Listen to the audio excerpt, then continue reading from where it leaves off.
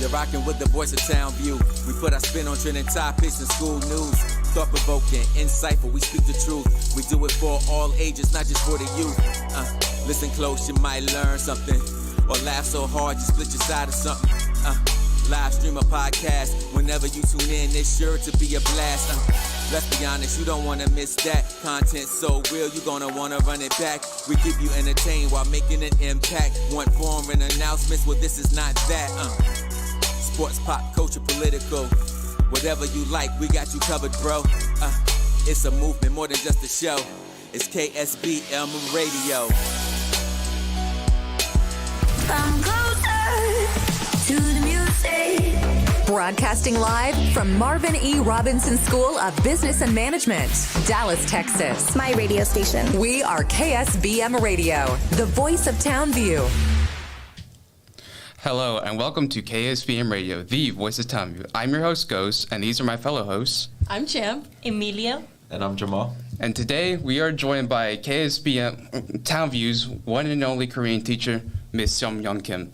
Miss Kim, would you share a bit about yourself today? Yeah, I'm the only Korean teacher in Townview. Yes, I teach Korean 1 and 2, and this is my third year in Townview, and I've been loving it, loving my students and schools, and I couldn't be happier.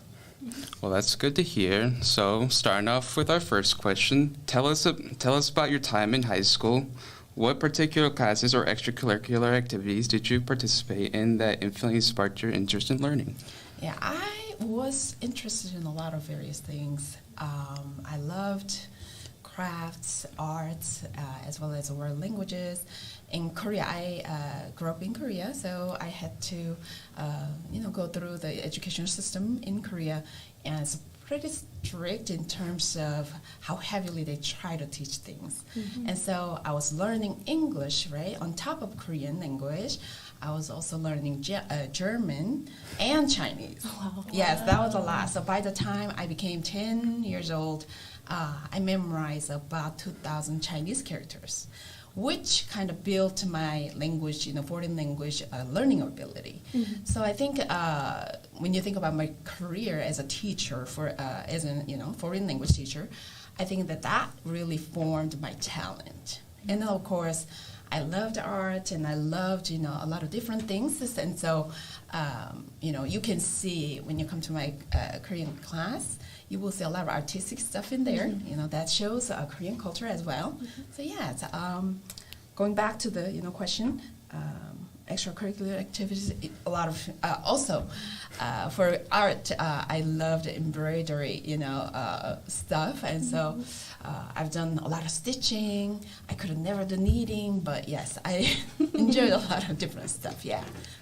Can I ask real quick? You said you learned 4 languages. Mm-hmm. How did you balance all that? Yeah.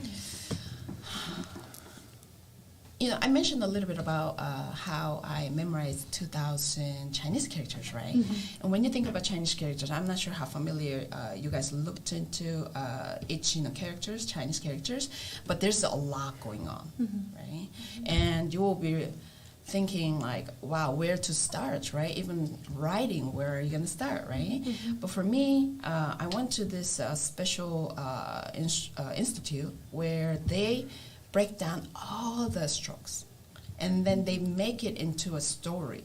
Within one Chinese character, they made a story to go back to the meaning of each word, mm-hmm. and so I make a lot of nonsense jokes in my Korean class. If you know, we had a symbol of a shield. It's mm-hmm. called a shield. It looks like a shield. And Lindbergh actually was the legendary guy who came up with this idea. He said, oh, yeah, it looks like a shelter. Mm-hmm. So it has a shield sound. Like this kind of nonsense joke or some kind of association, right? Mm-hmm. You are connecting your previous experience to a new world, right? Mm-hmm. That way you can easily remember those things. And so that's what I built my talent in doing so, and then now I'm using that talent in my career. Let's put it that way.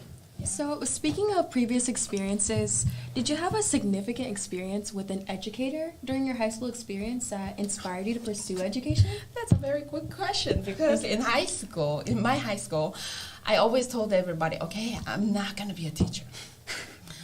It was just because that I think as a high school student, I was childish, a little bit immature, right? Everybody goes through that, and compared to myself now, I always said, okay, I'm not going to be a government officer, I'm not going to be a teacher, and so then I'm sorry, I'm having a moment here. Okay. What was your question again? It was about a significant experience you had in your high school career that inspired you to pursue education. Yeah, so I didn't want to become a teacher. However, my very first career was actually being a teacher. And then I found my talent, and I loved it. The best part was communicating with my students. And so from there, I had to move to America. And when I moved to America, because I had an economics degree, I started to work with the Wells Fargo Home Mortgage. And then later on, when I moved to Texas, I worked in Capital One Auto Finance as an auditor. So working in different companies like that, I always miss teaching students. And so, of course, my previous experience in teaching, right, really made me miss teaching forever. It was more than a decade. So finally I'm here. Before joining Townview, I worked in the Korean Heritage School as well, and for about 2 years. And it really made me realize I have to do this. Yeah. Like it was your calling. Exactly. Back to that first year teaching in Korea, what subject did you teach? Back to what? The first year teaching in Korea, like what subject did you teach? I taught English, English. which is a foreign language for them. And my favorite level was the high school students, because I can make this kind of connection, right? We can talk about life. We can educate, even teach each other. I learn a lot from my students. So yeah, I like this relationship. I've taught first grade and second grade in my at some point in Korean Heritage School. It was fun. It was very fun. I did a lot of fun stuff with little kids, right? But I miss that connection with the high school students. Yeah. And for that reason, I think we are doing really, really good. Yeah. So I wanted to ask, we know you're an international student, so I wanted to, could you elaborate on your involvement with the Georgia Southern University as an international student while you were attending Kim Young University? So by that time, I already had an experience of working as an intern in Hilton Hotel in Florida for about a year, and then I went back to Korea, and then I came back as an exchange student to Georgia. So when I went back to Korea after that internship program at Hilton, somebody told me being an exchange student is not that hard. It's not that difficult. I guess she was an excellent student, right? But then, by then, of course, I already had an experience of being in America, and I was like, what next, right? I'm looking for some challenges in my life for the next step, and she came across, it was in our English, some kind of English class, and she was explaining how it is doable to try, challenge yourself, go ahead and try, because it's really doable, because not a lot of people try to do it, try to go for it. You will have a chance. So then I started to study a little bit more in English, and I tried to work on my GPA. There were a lot of things that I had to work on for a while, like at least a year. If I knew all the steps that I took, I'm not sure if I was going to become an exchange student or not. But because, okay, this is really doable, right? And I kind of looked down on the, path. Okay, I got this. In other words, I look at it as a competence, right? I was confident enough that, okay, I got this, I will have to make this happen. I was determined. So then I spent about a year to prepare, and I went through all the tests and interviews and everything. And it was not easy at all. It was not easy at all, but I was very glad that I went through all those steps, and I got the second place of all those students who applied, and I was able to pick the university in Georgia, which I really wanted to go. So, yeah, it was such a privilege as an exchange student over there. And how did this affect your outlook in education, and what offers did you receive being in Georgia's university? So, if you remember, I came as an intern, right, when I was in college. So I was already an adult. I didn't really have a high school education when I was coming, when I came to America. And so, as an exchange student, I experienced a part of the education system in America, which is totally also different than, high school education system. However, even now, I can imagine how I was, right? How I was as a student, as an exchange student, as a foreign student, as a, I try to put myself into just being a American student, right?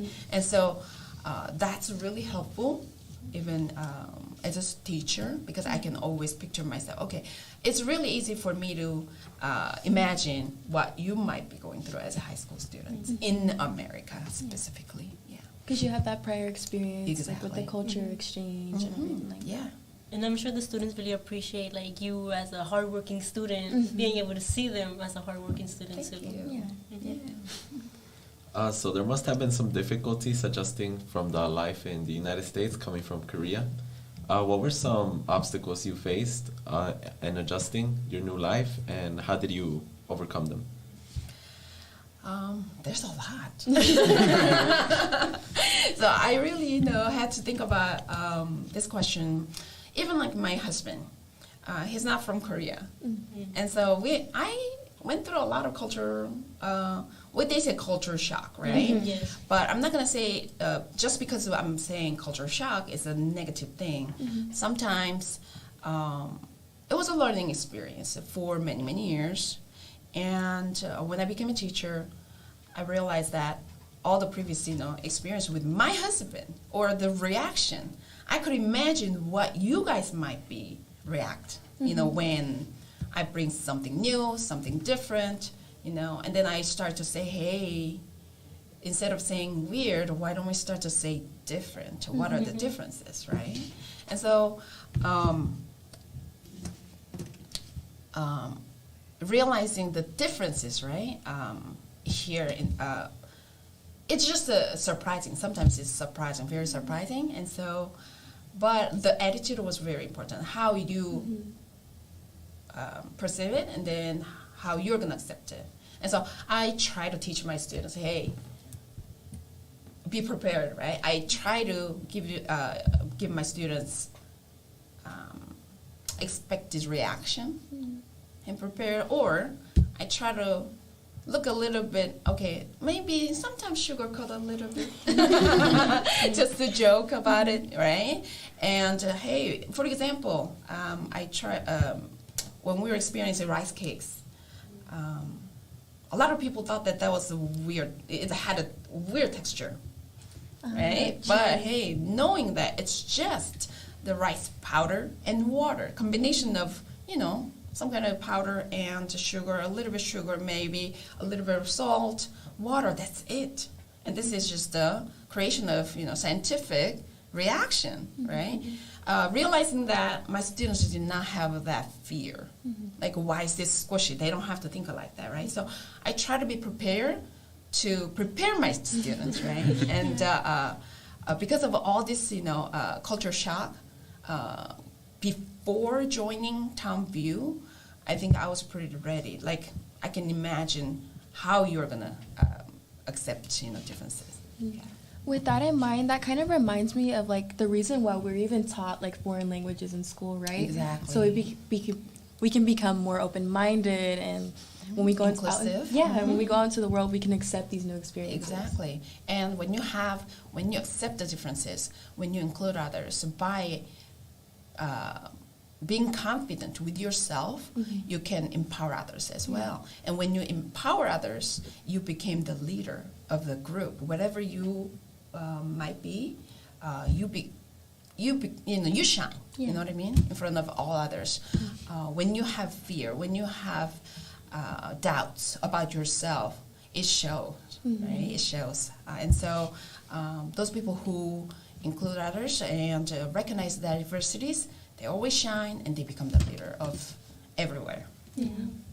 So I kind of want to add on to his question. So obviously you came from a Korean high school. I want to know the differences between an American high school and a Korean high school.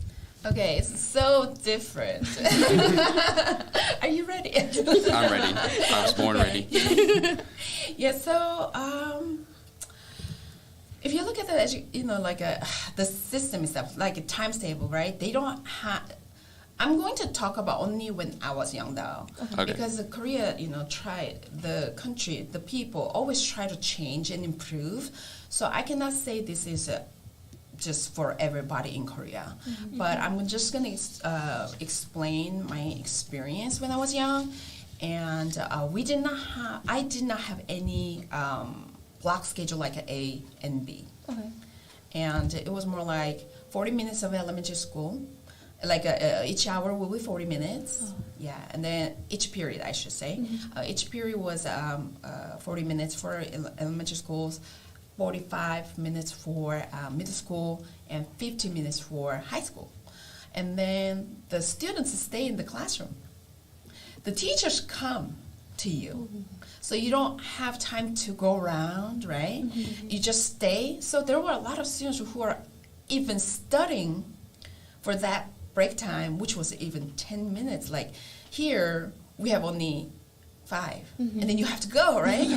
Over there, they have 10 minutes. And then there were so many students who would spend time studying, memorizing things, reading things. Of course, I'm not saying everybody did that, but there are a lot of students who try to study. Meanwhile, we're just trying to get to class on time. Exactly. So I think the system itself is trying to help the students, right, to stay one location and focus on their work, I guess. I mean, I'm trying to always try to interpret, the good part of the system, right? Yeah. And so then for you guys, though, you get to experience while you are moving around. I feel like you're getting comfortable with changes. I do see the tendency of some Korean students not wanting to change sometimes and just stay in their comfort zone. But for you guys, it's very, very natural. Even drastic changes, I can see you guys are very receptive, right? So like even that one fact is very different, right? And another thing that a lot of times, students that I teach, they get shocked by this fact. They have studied whole time after their regular classes. So I told you about, for Korean, for high school students, they have 50 minutes of a lesson, and then they have 10 minutes of break, and then 15 minutes, and then 10 minutes of break. So how many periods do they have usually?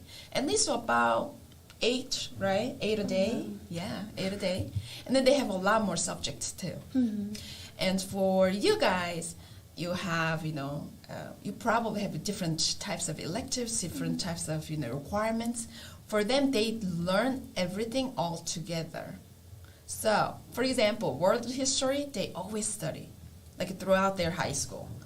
Korean history, throughout their high school, they keep studying. Like they don't, stop. They don't learn only for 1 year, and then they don't have to do it anymore. They don't go through that kind of system. They, try to remember things, right? But again, there's always good and bad about, one fact. And when you think about it, can they remember so many different things like that? It's not easy, right? It's not easy. So when you think about the efficiency, you cannot say this is only better than the other one, So, yeah. So your background in economics and finance is impressive. Thank you. You're welcome. As you receive a bachelor's in economics from Kim Young University in can you? Okay. Kim Young University is correct. Yeah. In Daegu, Korea. Daegu, Korea. We're employed at Wells Fargo, Home Mortgage, and later Capital One and Auto Finance, as you said. You were employed at Wells Fargo, Home Finance later. How did your path from finance lead you to one in education? If you remember, when I came to America, just permanently move, right? Because I married my husband, who's not from Korea. I got job offers or interview opportunities from different banks because I had an economics degree. And so then I told you I had to start my career as an English teacher for Korean high school students over there, right? But it was something that it was really hard to stop. I was like, oh, I really love to do this, but I really love to, marry this guy as well. Like I was, trying to figure out what I really wanted to do. And when I had to move, I was sad. I was really sad, but there were a lot of, good opportunities as well. And I was shocked by the fact that I was getting calls from different, banks and companies. And so after working in, those fields for about 13 years, right? This position came along. It was it was like a miracle. One day I got a text message from, Dallas ISD, which I had a connection with because I was trying to get into public high school in America. I had a really good relationship with people, and one time within a few hours the interview will be starting. And when you think about it, if you're not flexible about time, it's going to be like, what? In a few hours, I have to be in the interview? You are going to feel uncomfortable. You're not going to feel prepared. But then I was thinking that, okay, if I don't take this opportunity, I'm not going to have this kind of, opportunity again. For how long? I don't know. I was thinking, I don't know. Whether I'm ready or not, I have to take this opportunity. So then I went to the interview. As soon as I was getting out of the interview place, the principal, right, at the time offered me the job. That's great. Yeah, and so now as a teacher, all the experiences in different banks, right? And I was an auditor, and so I had to be very accurate all the time because my team was looking for errors that employees might be making. And I was the one who coached my employees. Let's say Lindbergh, completed a task, right? And then my team, let's say Samantha was my team, and she was, she would go over your work completed and then look for any errors you might have made, something like that, right? And then I go into your work, and then I would, recheck everything. So this kind of, job requires a lot of accuracy, right? High accuracy and attention to details. To be able to say, hey, what you've done is not correct. You have to be so accurate all the time. And so it was not an easy job, but I was good at it. And coming to Townview, I realized, as a member of the society, right, for you guys, I know what you guys have to build for your competencies, right? And so that really, really affected me. I'm a Korean language teacher, but if the foreign language is not going to be used for your life, or it means something for your life, why we teach, right? Of course, there are a lot of research that says, hey, if you learn foreign language, you're going to be, I even have data here. It actually is about, on average, students who travel score 19% higher on their SAT.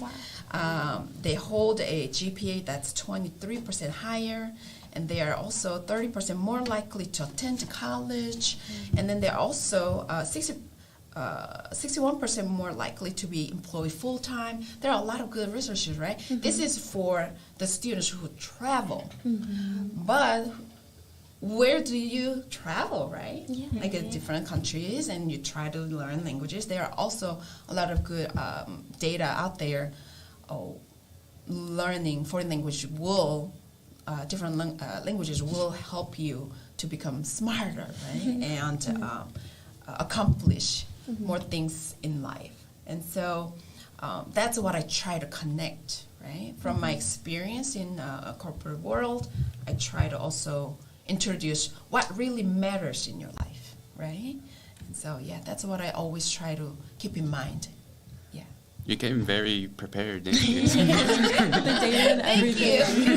I care, right? I care about you guys. I care about Tomview. Again, I love being here. So, yeah. It shows. Thank you. So, in your time here with your background from Korea, how you incorporate your diverse culture in the classroom? Diverse culture in the classroom.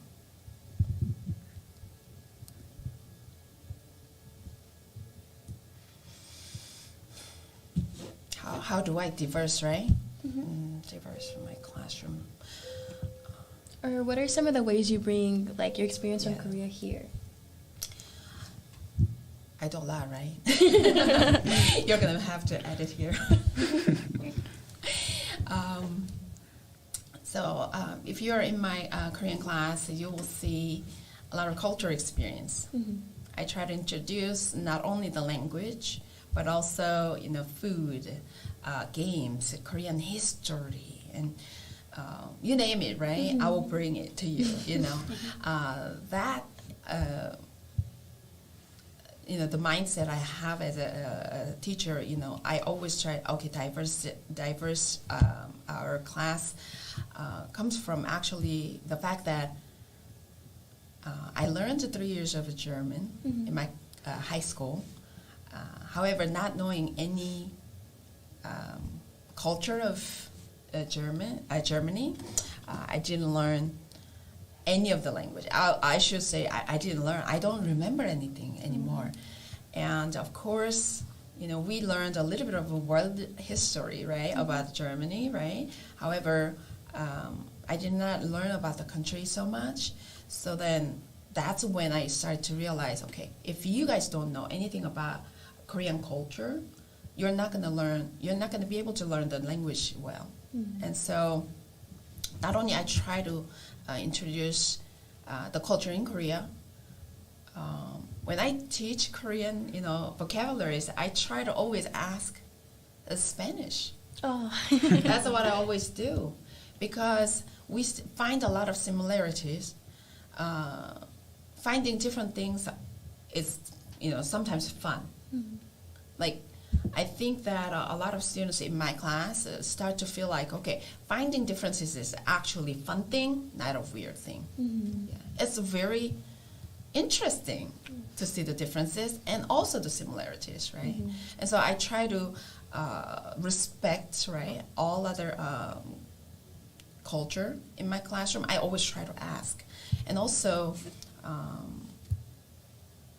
another example that I try to diverse the culture here, you probably know the Korean, you know, famous Korean masks, right? Traditional masks. Yeah. I always tell everybody, hey, you do not have to make it look like Korean traditional masks at all.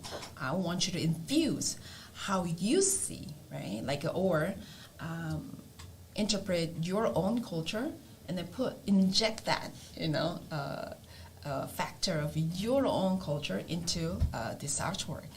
And then I see, you know, so many beautiful Korean traditional masks that are interpreted with your eyes, right?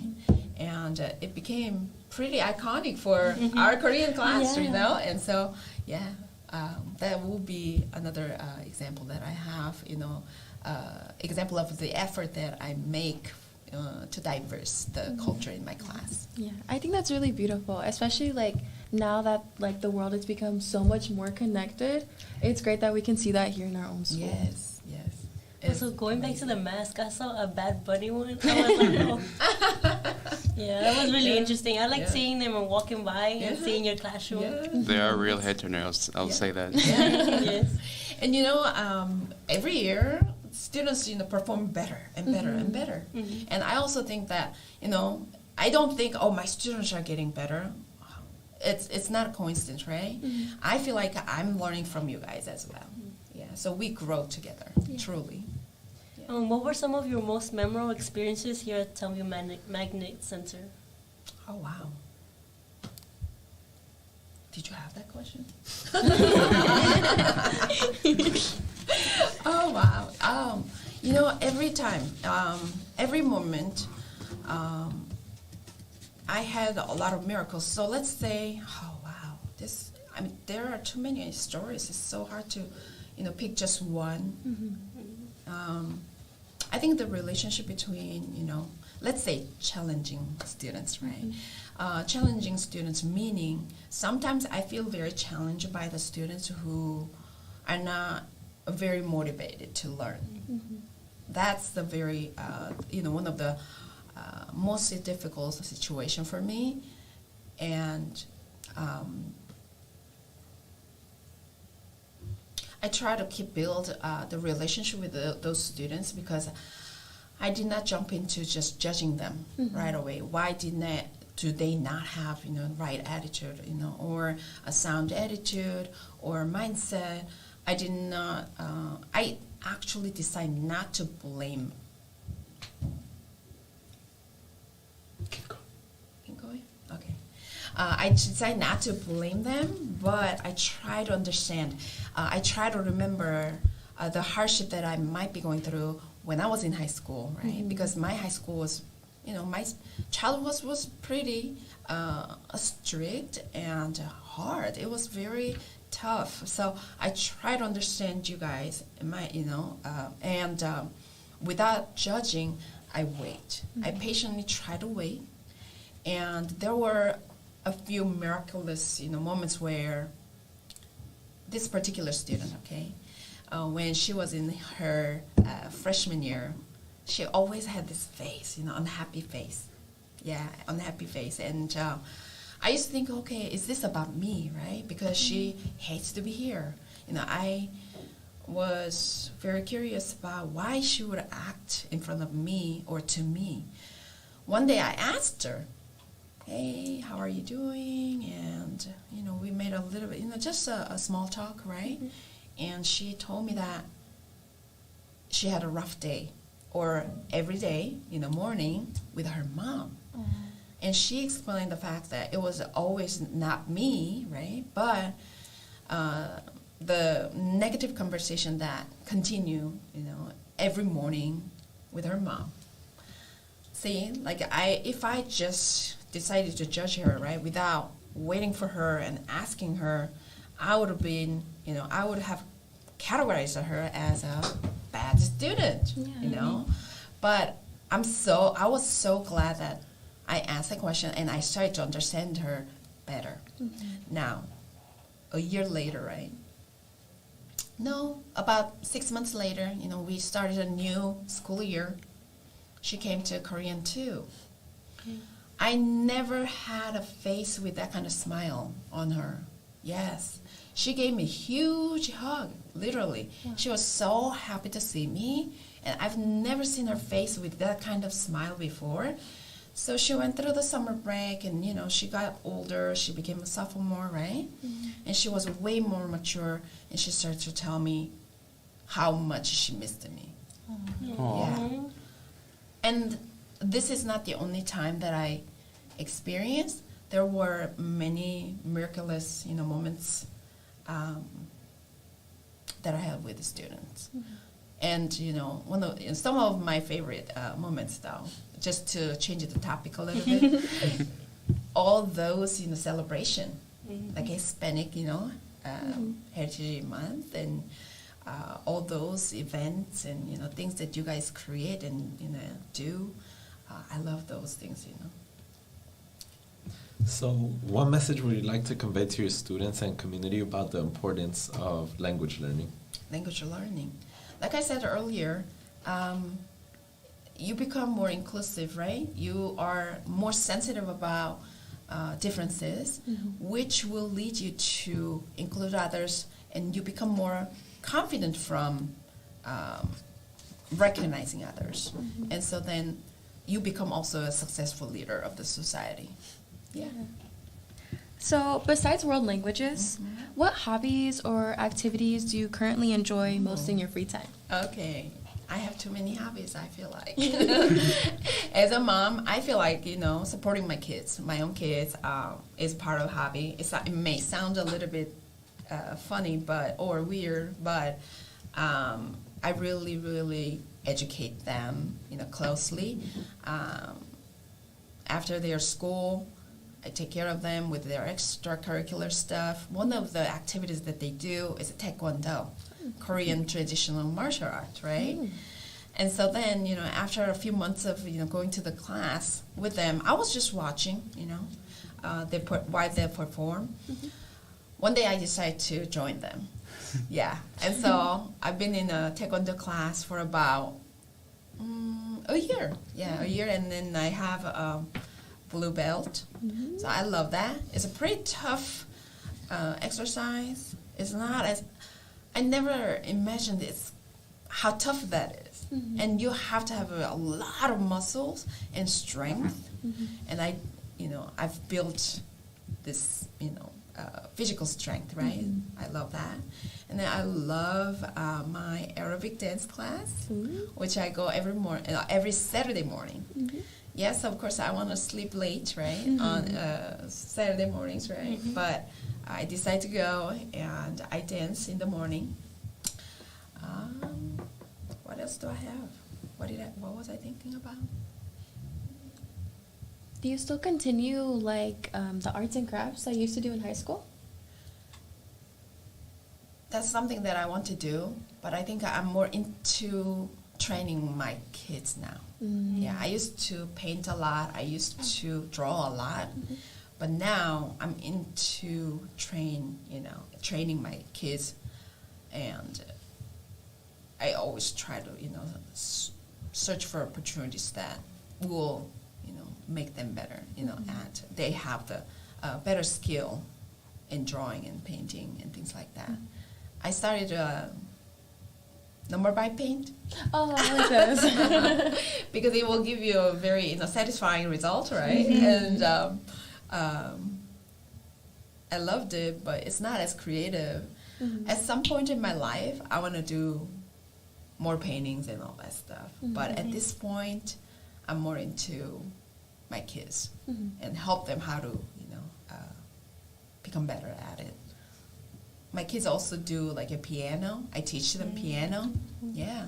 I used to play piano a lot. Yeah. But now I'm more into teaching them.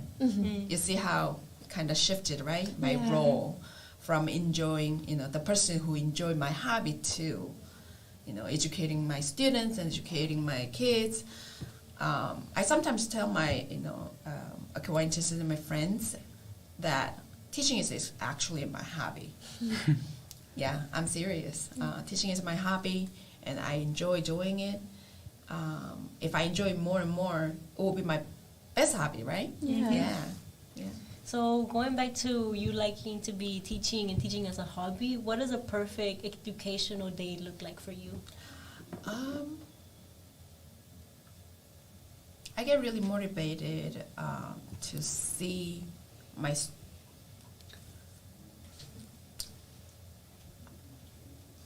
I'm trying to think. I get motivated by students who are motivated to learn. It makes me feel a little sad when there's no purpose of, being present, in the classroom. And so, perfect day for me, all the students are motivated to learn and staying curious, right? And in their mind, they have the purpose of being there, and they develop their competences, right, and talent. I understand that because, like, personally, like, it's your hobby, right? And it's so satisfying to see people accept it the way you do. Exactly. And I basically want to share, share what I think is matters to you, and then I'm knocking in their mind, hey guys, I'm trying to share this much, but then when I realize, hey, they are not interested, right? Then that's sad, right? Yeah. But when they have that open mindset and they start to be interested in learning, that is the best day for me. Yeah. Well, we're very happy to have you here today, Ms. Kim. Do you have any other closing words you would like to say before we leave? I'm very excited to see how things are going to go in Townview as far as the Korean classes are. I'm planning to go to Korea with my students in 2025. Exciting trip. Yes. Yeah, so I'm going to have an interest meeting this Thursday at 6 p.m., in our class, and we'll see how it goes. I'm very excited. I visit Korea every year personally, and I started to think about, having to include my students in that experience. And I feel like we are there. Our spirit is there. We are, more motivated and ready. And so I'm not scared of trying, Yeah, so we'll have a great trip to Korea in 2025. I'm excited to hear how that goes. Yay. So we're very happy to have you here today. And for our happy to be viewers here. at home, don't forget to follow us on our social medias down below. And thank you, Ms. Kim, for joining us today. Stay awesome. Thank you for having me. Thank you.